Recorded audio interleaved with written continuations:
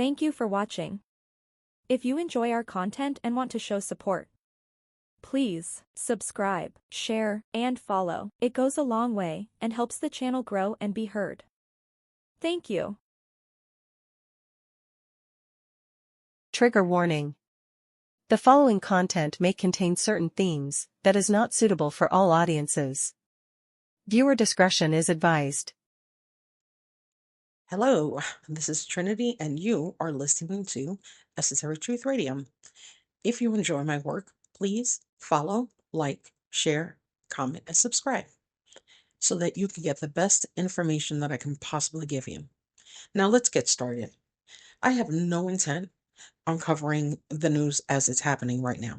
There are so many people already doing that. When you come here, I want you to come here for information that nobody else is going to discuss. I don't care what's happening, and I don't mean that in a bad way. I would rather discuss how we got here. Now, I could have went hundreds years back. I'm not doing that. I want to go into the 20s, 30s, 40s, 50s, and then just kind of keep running with it there. I want to start with behaviorism. And this one is pretty terrifying. But I'm going to cover this in different pieces so you have a complete understanding on why we act the way that we act, why we actually get raised in a very different way, and how the entire process of the little Albert experiment was to cause the chaos that's happening today by purposely causing us to hate each other. Let's start with the little Albert experiment. John B. Watson and Rosalie Rayner in the 1920s, they were the ones that decided to do this experiment. And I really want to get into the 40s later on. Little Albert was a 9-month-old baby that they were pretty much torturing.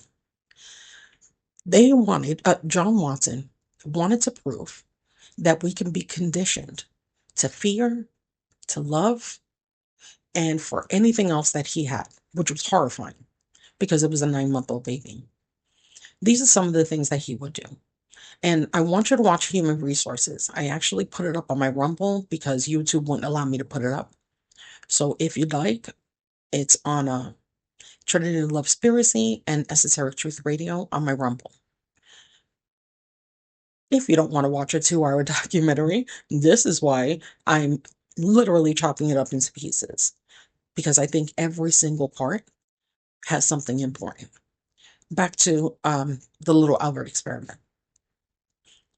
What John Watson realized by taking this baby, and I don't know where he got the baby from, he noticed that babies had no fear. They weren't afraid of the dark. They weren't afraid of fire. No fear whatsoever.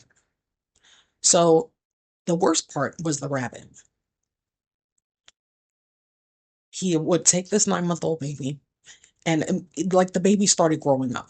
So the pretty much torture, I'm going to call it torture, kept happening with the same baby.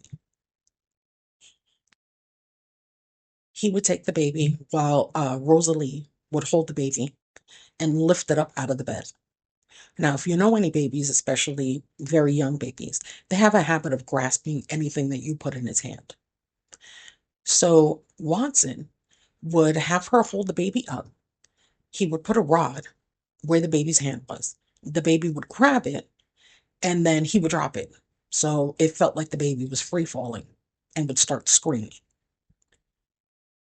He would do this over and over because he wanted to instill fear in the baby that was not natural. You don't just pick up a baby. Babies aren't free falling all day. So he wanted to condition the baby to be terrified of falling down. As the baby got older, he started introducing a candle that had fire. The baby would reach for it. He put a rabbit in front of the baby, and he would just watch it, wanted to pet it. After a while, he would start introducing a mask that he wore, that it was a rabbit. Baby, absolutely nothing. Gave no shits. Now he introduced the rabbit, and he would bang a hammer every time the baby would try to attempt to pet the rabbit. The startling noise would terrify the baby. And he would do it over and over. Like the baby would just jump. You ever been startled like that?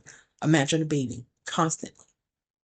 So now he would wait and then he would reintroduce the rabbit.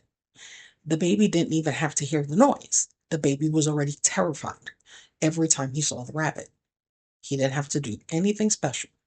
And every time the baby would start to scream, he would pick up the rabbit and he would put the rabbit back on the baby's lap. And the baby was in distress constantly. Then he put on the rabbit mask again. The baby saw the rabbit, start screaming. He kept doing this and doing this and doing it and doing it. He would, everything that he could possibly do. He just wanted to display fear. That's it. He figured that it was a condition that you can purposely do, especially when they're young. And I want to throw this on the side. A lot of us growing up hit our kids, like literally.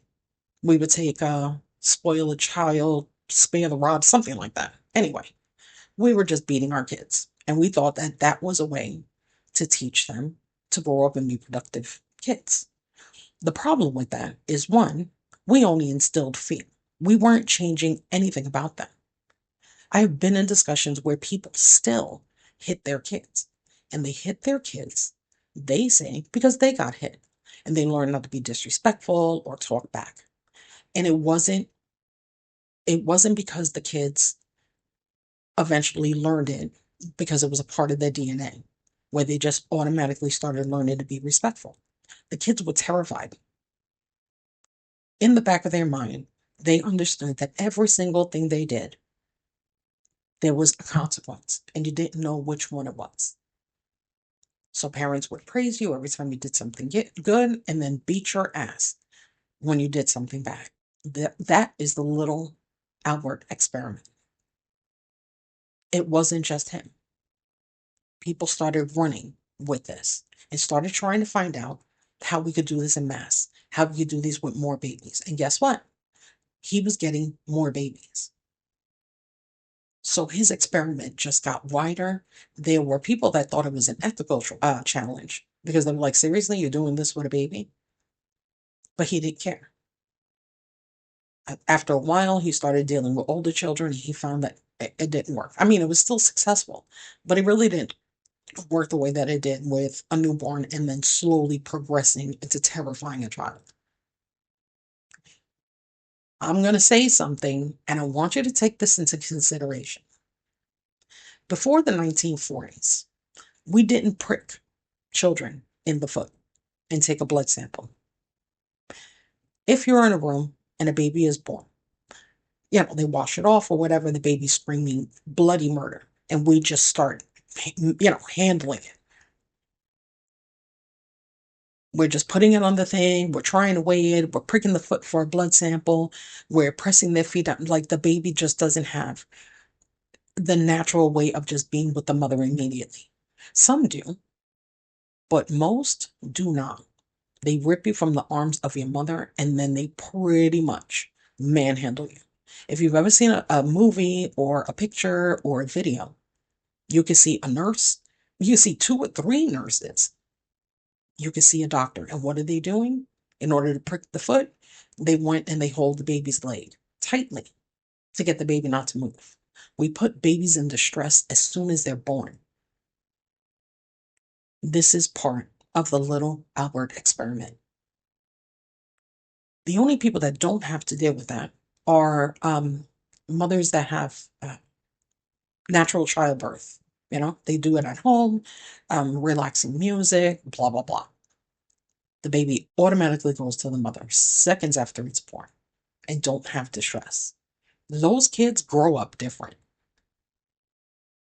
The mother and baby relationship is 100 times better. They have a better connection. After he kept doing this over and over and over again, they realized that the long-term effects on little Albert was just fear reaction. Everything that he was doing, he was scared. It's like the way that we get phobias, but he did this when the baby was very, very small. He laid the groundwork for behaviorism.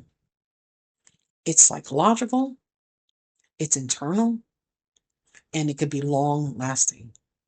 Now, the weird part is that a lot of his work is pretty much associated, and they do some of it for children that need occupational therapy, or they need help learning how to talk. It's usually autistic children or children that have difficulty, walking or whatever. He figured if I can work it this way, then I can work it the other way and take those children and make them do better. That was over time. But he had other people that were trying to do the same thing, and that was B.F. Skinner. And he pretty much was doing the same thing. He reinforced everything. The effects of rewards and punishments became a huge thing. And they started experimenting with rats and pigeons. And then we have Ivan Pavlov. And if you know that name, it's the experiment he did with dogs, where he would pretty much give the dog a treat and the dog would salivate. And he would cause the dog to do this over and over and over again. When the dog didn't get a treat, but it was around the same time, the dog would, you ever saw a giant ribeye steak and then your mouth is salivating? He had trained the dog to be a constant tool where he stopped introducing the food, but the dog kept doing it. Later on, that same dog, he had made a hole in the side of the mouth because he wanted to see how it was working. He wanted to see the very beginning of his salivating. They did this with bells and everything else. Now, if you went to school, what do we have? We have a bell. They teach us. This is based on work that they have been doing to condition us to be terrified, to condition us to be consumers, and to hate each other in an absolute kind of way, based on where we were raised, how we were treated, and how our parents treated us.